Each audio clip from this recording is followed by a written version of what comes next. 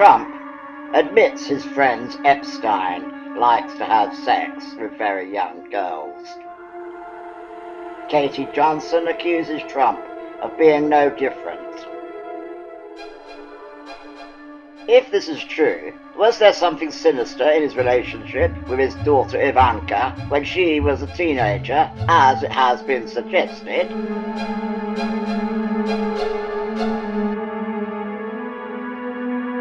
Katie Johnson alleges that Donald J. Trump did willfully and with extreme malice violate her by sexually and physically abusing Johnson by forcing her to engage in various perverted and depraved sex acts, by threatening physical harm to Johnson and also her family. Katie Johnson alleges that Donald J. Trump and Jeffrey Epstein also did willfully and with extreme malice violate her by conspiring to make Johnson their sex slave.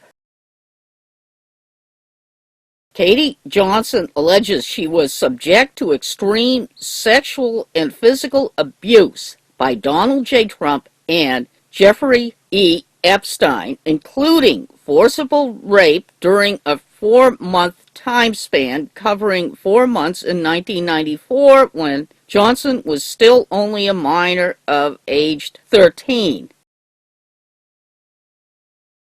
On the first occasion involving Donald J. Trump, Katie Johnson was forced to manually stimulate Trump with the use of her hand on Trump's erect penis until he reached sexual orgasm. On the second occasion involving Donald J. Trump, Katie Johnson was forced to orally copulate Trump by placing her mouth on Trump's erect penis until he reached sexual orgasm.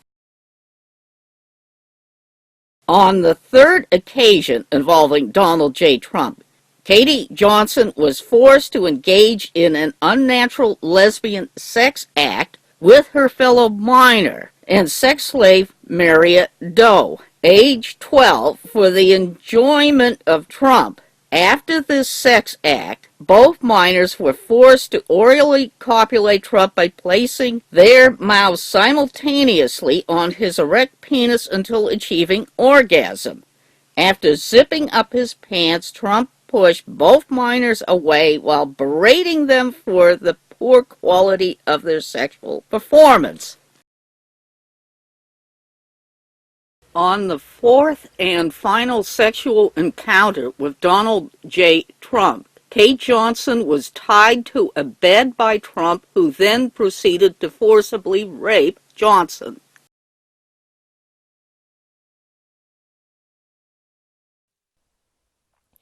Nab's voiceover, take 53.53.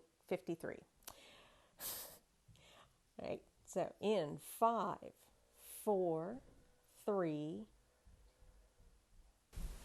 I was at one of these parties.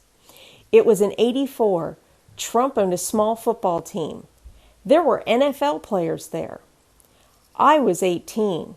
I was told I would be modeling clothes. When I got there, it was only lingerie. It was a sex party, and there were young girls who looked to be 12 to 16 being bussed in for sex. Men were lining up to get their turn. I kept begging the owner to unlock the door and let me out. I saw Trump there. He had a girl lying over his lap. She looked maybe 12 or 13.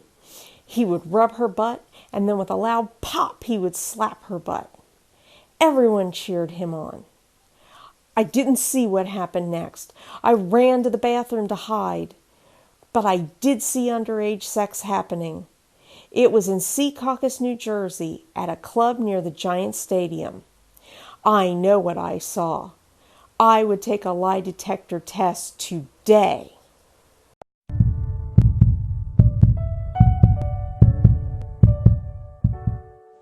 I originally met Jeffrey Epstein in New York City in 1990 when I was 22. I attended a series of parties in that same year of 1990 where I was paid to entertain various guests of Mr. Epstein. In 1991, I was promoted to the occupation of party planner, in which my duties were to get attractive, adolescent women to attend these parties. I was hired by and paid directly by Mr. Epstein from 1991 to 2000 to attract adolescent women to attend these parties, most of which were held at what is known as the Wexner Mansion at 9 East 71st Street in New York City. In June 1994, while performing my duties as a recruiter of adolescent women to attend Mr. Epstein's parties, I met a 13-year-old adolescent woman, the plaintiff in this matter, at the Port Authority in New York City, who said she had come to New York City in the hope of starting a modeling career. I persuaded the plaintiff to attend a series of parties of Mr. Epstein that took place during the summer of 1994. I told her that if she would join me at the parties, she would be introduced to people who could get her into the modeling profession, and she would be paid for attending. It was these series of parties that I personally witnessed the plaintiff being forced to perform various sexual acts with Donald Trump and Mr. Epstein. Both Mr. Trump and Mr. Epstein were advised she was 13 years old. I personally witnessed 4 sexual encounters that the plaintiff was forced to have with Mr. Trump during this period, including the 4th of these encounters where Mr. Trump forcibly raped her despite her pleas to stop. I personally witnessed the one occasion where Mr. Trump forced the plaintiff and a 12-year-old female named Marie perform oral sex on Mr. Trump and witnessed his physical abuse of both minors when they finished the act. I personally witnessed or was made aware of the 2 occasions where my boss, Mr. Epstein, attempted to rape and sodomize the plaintiff. I personally witnessed Mr. Epstein sexually and physically abuse other minor females even younger than her. It was my job to personally witness and supervise encounters between the underage girls that Mr. Epstein hired and his guests. I personally witnessed Mr. Trump physically threaten the life and well-being of the plaintiff if she ever revealed any details of the physical and sexual abuse suffered by her at the hands of Mr. Trump. I personally witnessed Mr. Epstein physically threaten the life and well-being of the plaintiff if she ever revealed the details of the physical and sexual abuse she suffered at the hands of Mr. Epstein or any of his guests. I personally witnessed defendant Trump telling the plaintiff that she shouldn't ever say anything if she didn't want to disappear like the 12-year-old female Maria, and that he was capable of having her whole family killed. After leaving the employment of Mr. Epstein in the year 2000, I was personally threatened by Mr. Epstein that I would be killed and my family killed as well if I ever disclosed any of the physical and sexual abuse of minor females that I had personally witnessed by Mr. Epstein or any of his guests. I am coming forward to swear to the truthfulness of the physical and sexual abuse that I personally witnessed minor females at the hands of Mr. Trump and Mr. Epstein, including the plaintiff, during the time of my employment from 1990 to 2000 for Mr. Epstein. I swear to these facts under penalty of perjury, even though I fully understand that the life of myself and my family is now in grave danger.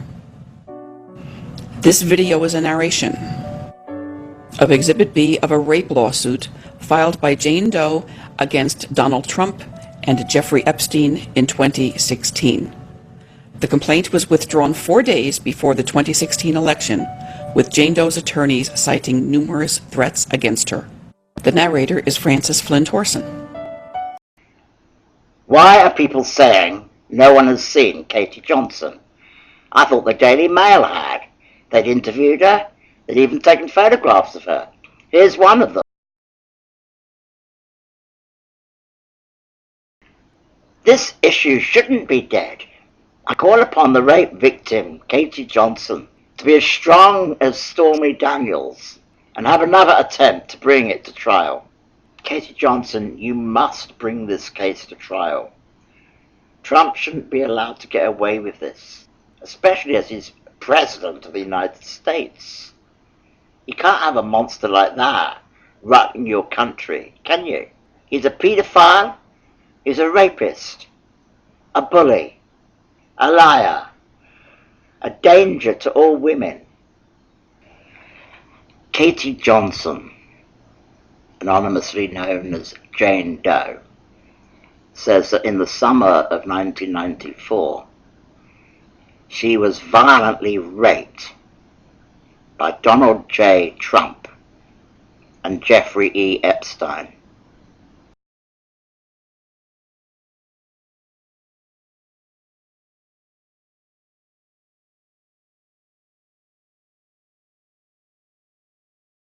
She has tried to bring a case against Trump in 2016, but she withdrew it because she was frightened.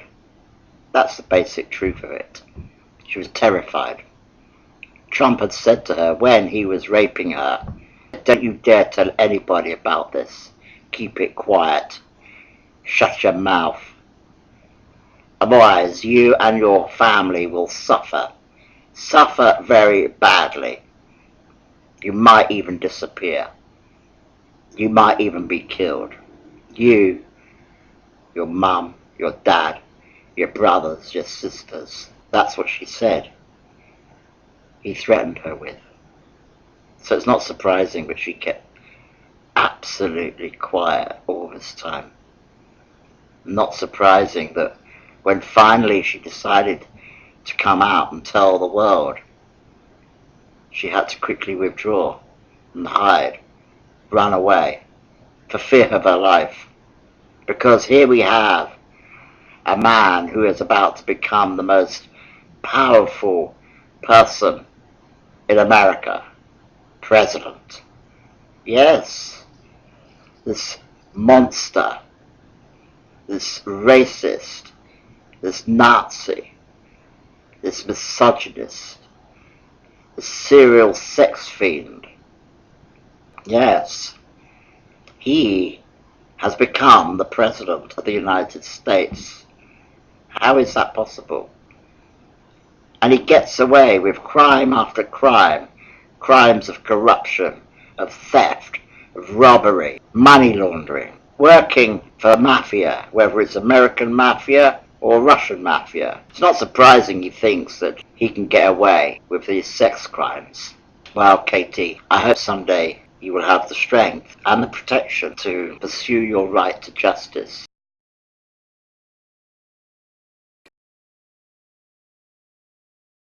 The president says his relationship with Epstein was no different than anyone else in their elite circle. Well, I knew him like everybody in Palm Beach knew him. He was a fixture in Palm Beach. I don't think I've spoken to him for 15 years. I wasn't a fan. Yet, a tape in the NBC archives of a Mar-a-Lago party shows Trump giving Epstein his personal attention.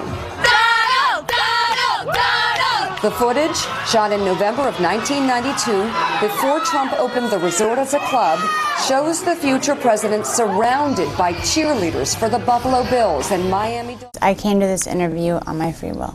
No, there was nothing promised to me for doing this interview. Excellent. Yes, everything that I say at this interview will be the truth. I met Donald Trump at some parties I attend that I was working for Mr. Jeffrey Epstein. There was about 3 or 4 times that I had encounters with Donald Trump. I was 13. The first time that I met Donald Trump was at a party at Jeffrey Epstein's mansion. There was an orgy going on, and he was kind of watching off in the distance, and he basically asked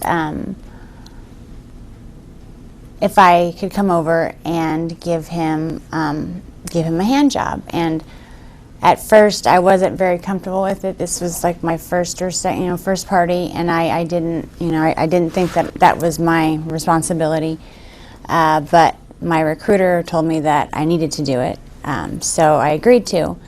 And then he, I began to. Sorry, this is a little difficult, but. Before I gave him a hand job, he kind of slapped my hand away and said, you need to use a glove. And the recruiter ran over and handed me a glove and said, no one touches Mr. Trump's penis without a glove. So I needed to use a glove. I gave him a hand job, and then immediately after, he had an orgasm, he left, and I didn't see him again at that party. Jeffrey Epstein is a billionaire friend of Donald Trump's that was responsible for throwing the sex parties. I originally came to New York trying to be a model, and in my travels I met a girl named Tiffany there who was very interested in me and said that that's what she did, is that she helped girls, get what they wanted, and she could help me get into modeling. That she knew a lot of people that were higher ups, and that it would be no problem. And so that's why, but I would just basically have to come model at a couple of events and meet some people. It would be no sweat. So of course I went. That sounded like no big deal, and she was recruiting the girls to come to these parties, and they all looked, most of them were, my age. There was, maybe a couple girls that were maybe 14 or 15, but it seemed to me like we were all very young, so. Okay. Jeffrey Epstein knew that I was 13 years old. When he interviewed me, he asked me to get down to my bra, just my panties, and I thought that was weird, but modeling, maybe it was something about my figure.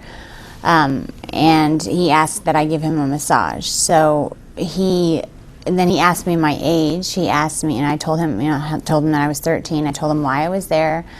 And he basically said, well, you'll do, I'm sure that you'll fit pretty nicely here. And then he tried to basically slip himself inside of me, and I pushed him away, and I said, because at that point in time I still believed that there was models, and then there was the girls that did that. Like, I thought there was a separation.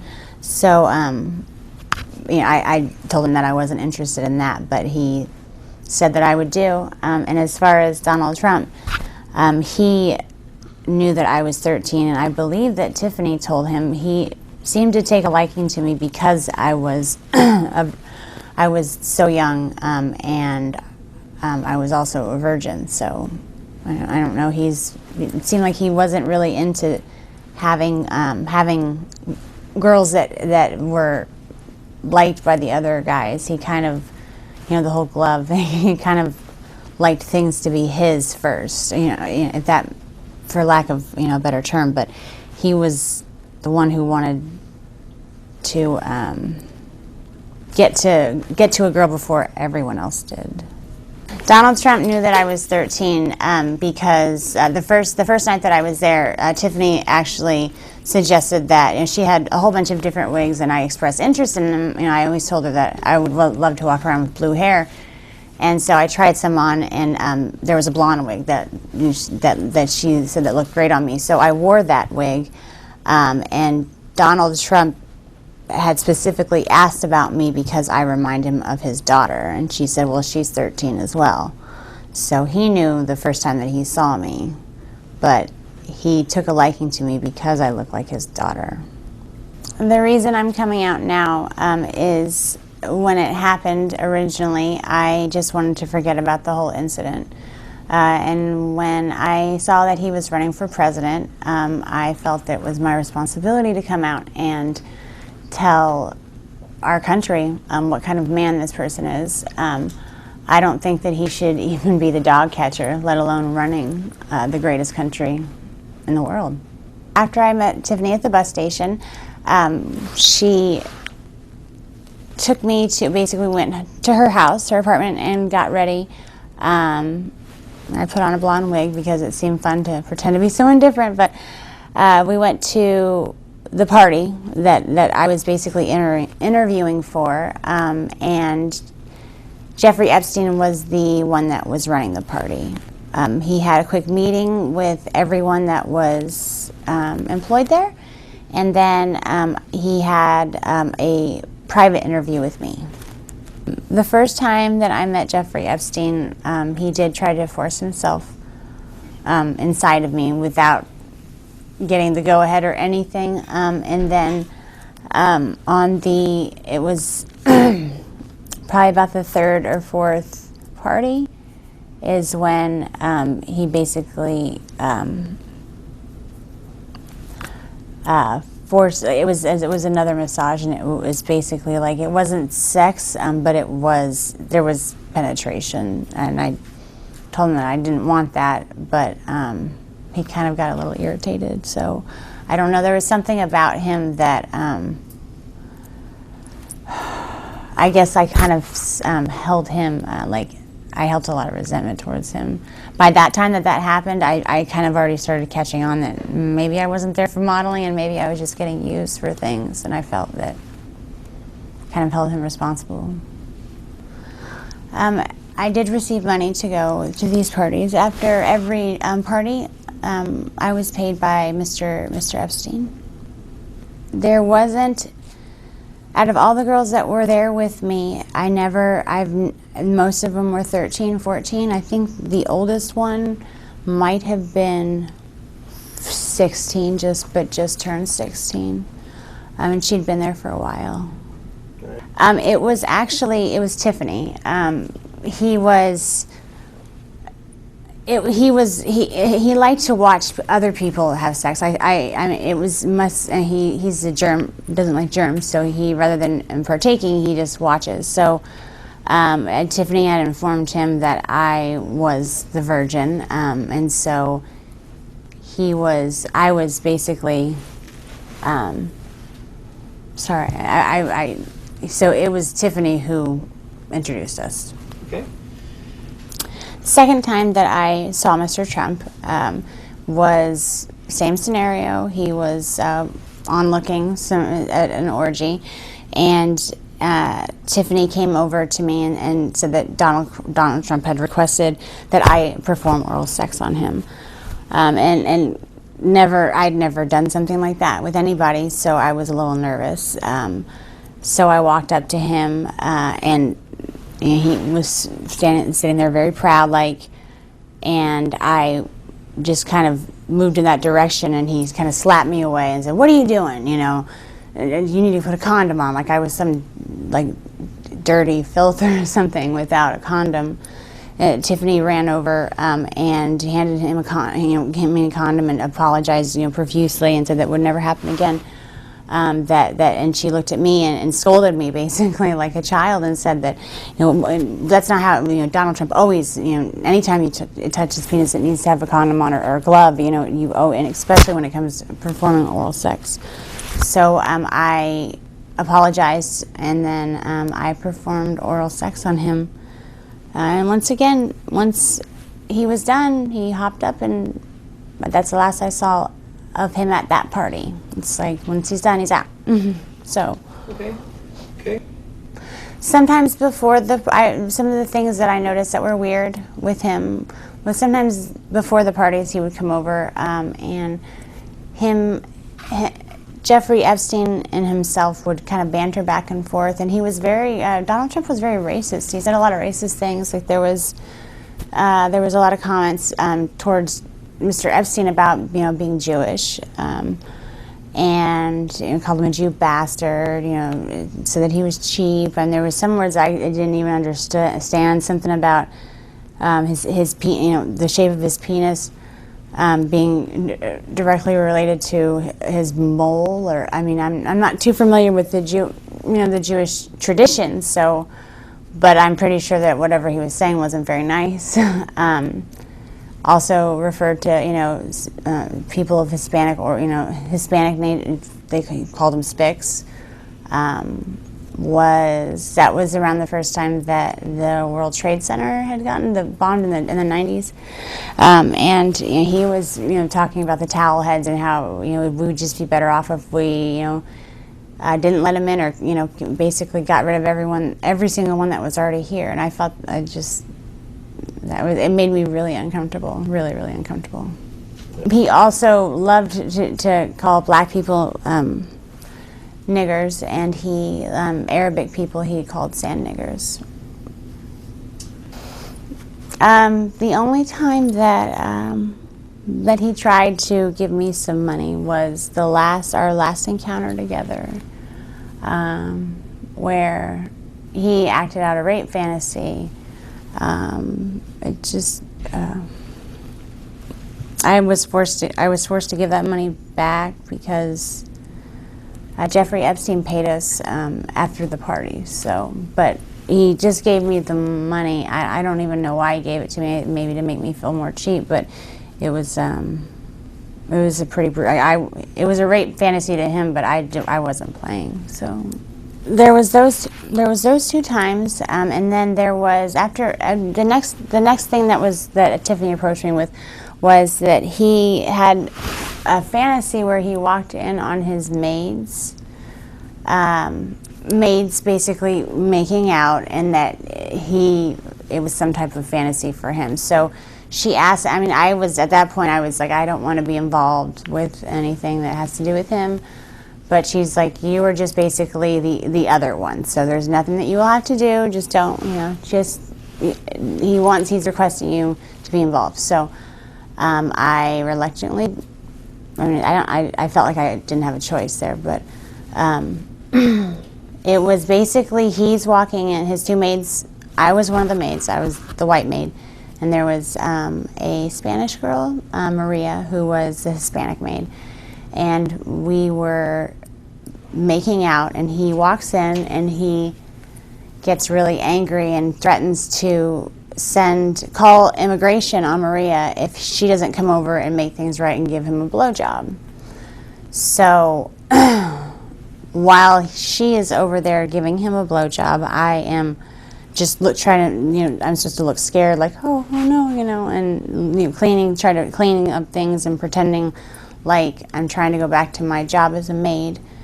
And then he's being so rude to Maria. I felt so bad for her, even though I guess it just didn't seem like a fantasy. It didn't seem like it's the weirdest fantasy as far as that. He was threatening to call immigration on her, so that she didn't know how to. She wasn't even near going down to give him. Perform oral sex on him before he slapped her away and said, what are you doing? You need to put a condom on, and she's trying to, I'm so sorry, and he's like, you can't even understand what you're saying, it just, speak English, he called her derogatory comments, and then he's like, you know what, you don't know what you're doing, have her come over and show you how it's done. And so I said that I didn't, I had to go over there or else he was going to call immigration on Maria. I didn't know if it was true or not, but I felt that, he said that if I didn't show her how to perform oral sex on him, then he was going to call immigration on her and then get rid of us both. It was anything that was in relation to him getting off or being satisfied or happy had to do with him being in power, but extreme power. And it's very hard to even. It was always intimidating when he was like that. It was always, you didn't really know if it was true or like if you refused to play along, would he really call immigration on Maria? Would he really get rid of us both? And I didn't even want to know what that meant. I always didn't. It wasn't a game. It just felt like it wasn't a game. Yeah. The one night that I had the blonde wig on, he mentioned that I looked like, that I reminded him of his daughter. And actually the maid fantasy, I didn't have a blonde wig on. I was trying to stay away from blonde wigs at the time. But he actually told Tiffany that that's what he wanted me to wear. Like, he wanted it, and anytime I put it on, anytime I had it on and he'd see me, he would say, "Oh man, you look," and it wasn't like "Oh, you remind me of my daughter." It was this sick, evil, like, you remind me of my daughter. It was just this weird pleasure, sick smile. Like, I don't even want to know what he was thinking about. I could imagine what he was thinking about. After the parties would end, we were to report to Mr. Epstein and basically tell him everything that happened, with who, what they liked, what they disliked, if there was any requests, if there was any talk about anything. That's what we told Mr. Epstein everything. And then he paid us, and then we got to go home. And with me, I would either, I normally got taken to the airport, so to go back home. The fact that Trump has a chance to be the next president makes me feel disgusting inside. I've always been proud to be an American. I think we live in a beautiful country, but I just see him ruining everything. He's a horrible, what he portrays on the outside isn't even that great, but people don't even know the half of how evil, how sick and twisted that man is. I have a friend that's been my friend ever since the school year that I stopped going, the 8th grade. I confided her, and she knows all about it. She knows everything. I mean, I destroyed everything of, like, any planes. I couldn't risk my dad finding out. And now I think I'm old enough to where at that point I didn't want to not be his little girl, I didn't want to lose my dad. Basically, I would never, as far as keeping proof of any of the trips, the only person, I never told my parents, there would be no there would be no good outcome of telling my parents. They would have grounded me. I would have never been allowed out of the house. My father would have come unglued. I did tell a friend, she's still my best friend to this day. She knows everything. She knows it all.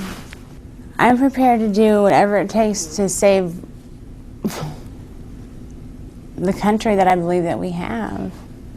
I know what he does behind closed doors. Like, if that's all, I'm willing to sacrifice my life to put our country back in the right, like going maybe in some type of positive direction. Not even, there's no right or wrong, but a positive direction. This guy's not going to take us anywhere positive.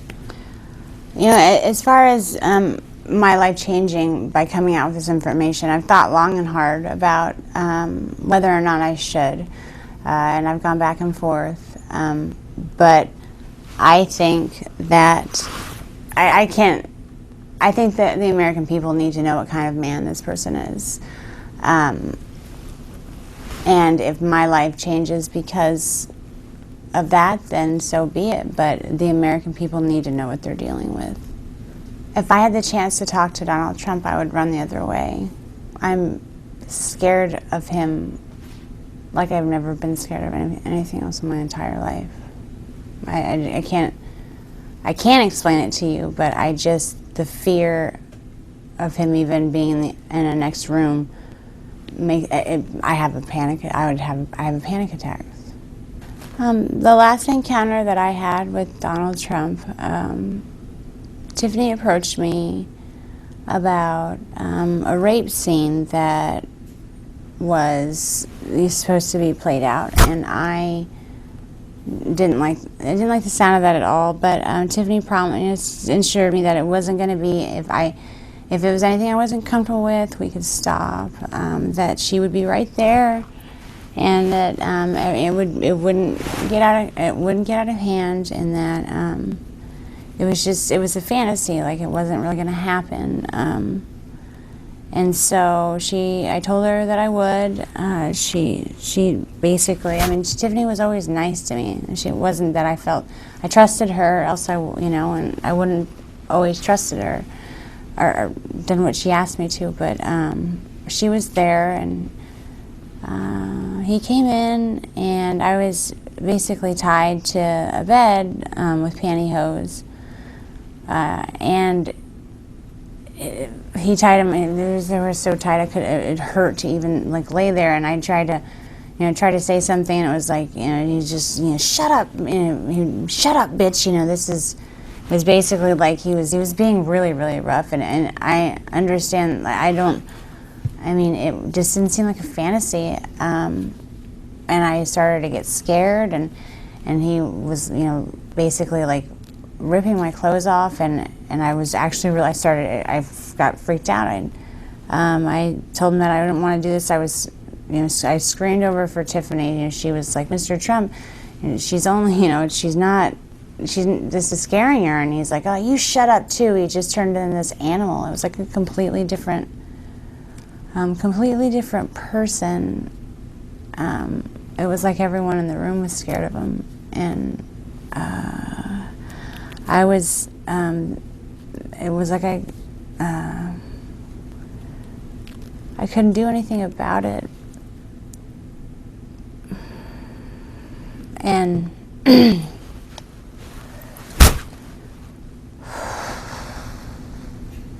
he ripped off all my clothes, and he started to basically have sex with me, and I was screaming because I'd never had sex before. It was my first time, and Tiffany was yelling at him too. She was saying that I was a virgin, and he told us to just shut the fuck up, and just basically took my virginity while I was crying and telling him to stop. And that's basically begging for him to just stop. And Tiffany didn't know what else to do either. No one was there to help us, or me. And so after the fact, he basically finishes it. It didn't take that long at all.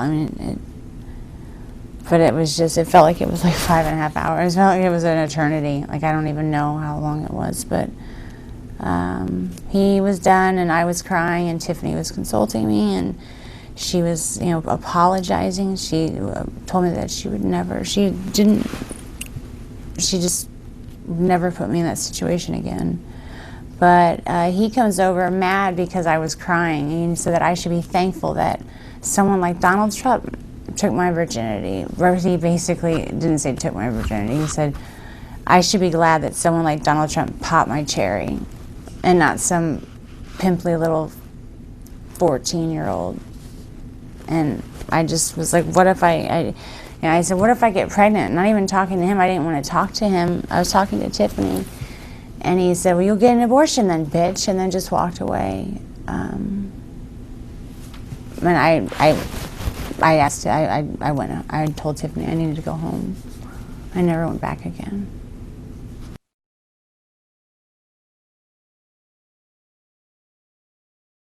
I guess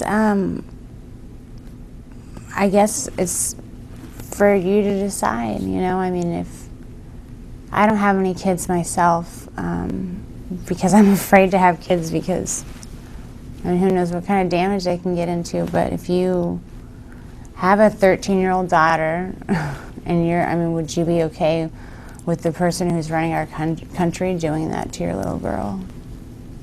And I don't know. I just want people to know. I think that I have a faith in our society that will make the right choice. He seemed to be taking great pleasure in dominance and control, and just the more I screamed, the more I got scared, the more he was enraged and enraged with power, and it was like he was just charged with it. It was scary. My experience with Donald Trump has made it to where I can't be in a healthy relationship, much less I can't be in a relationship without myself sabotaging it. I don't I don't do well. I've been in a couple of relationships. I mean, they're never of interest to me normally, but one in particular that was a wonderful. He was a wonderful man, and I completely knowing I had like subconsciously I couldn't even control myself. It was like I had to get him out of my life because, you know, I don't know why. It was like anytime anyone loves me, I don't feel worth it, or, you know, I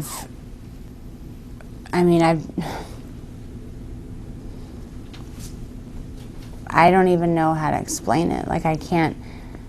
Friends, I can have acquaintances that, you know, guys that are acquaintances, but I just, you know, anytime it's maybe someone expressed anything else besides that, I can't. I take some type of pleasure, not some type of, I don't take pleasure in it, but subconsciously, whether I mean to or not, sometimes I've meant to. It's like I've purposely hurt their feelings just so they'll never talk to me again. Like, I make sure that it's not ever a possibility. Donald Trump destroyed my feeling of self-worth and my self-esteem when it was still growing, like when it just bloomed. It hadn't even had a chance to experience anything. I have only spoken to one therapist about this just recently, actually. For a long time, I really tried to forget about it. Just tried very hard.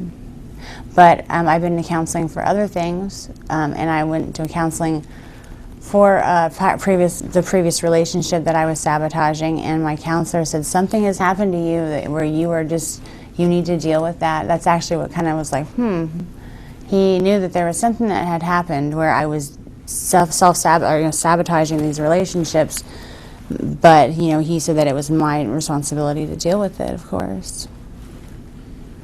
This situation with Donald Trump has destroyed my self-esteem, and it's made it to where I feel like it's destroyed part of my life. The only healthy relationship I've completely demolished. And I love to choose the dysfunctional ones that I know I can just push away. After what happened with him, I can't trust a man ever again.